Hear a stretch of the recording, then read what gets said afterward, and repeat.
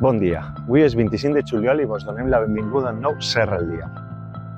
Sessió gratuïta dels vials de la urbanització Torre de Portaceli.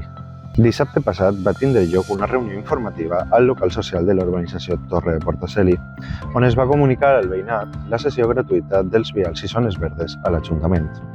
A més, el consistori ha comprat unes parcel·les que podran usar-se per millorar els serveis municipals. Després de 40 anys de reivindicacions, esta sessió permet desbloquejar la situació urbanística, avançar cap a la regularització de la urbanització. Eliminem el deute municipal.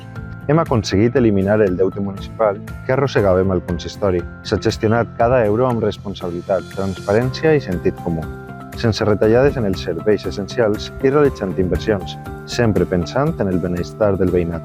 De vora 3 milions d'euros el 2017, hem arribat a 0 euros en 2025.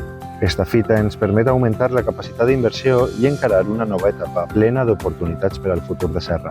5è Festival de Música de Cambra de la Calderona. Hem celebrat la 5a edició del Festival de Música de Cambra de la Calderona, que uneix música i patrimoni natural i monumental a través de 6 grans concerts. Este festival, que va reunir les millors figures del panorama musical de cambra, recorrent espais emblemàtics del nostre municipi, va culminar amb el concert de Joves Talents, on 6 jovens músics van compartir amb el públic el fruit del seu esforç i aprenentatge durant els cursos de cambra impartits per Benedict Palco. Esta 5a edició ha estat marcada per la qualitat dels intèrprets i per l'assistència del públic. I fins així Serra el Dia.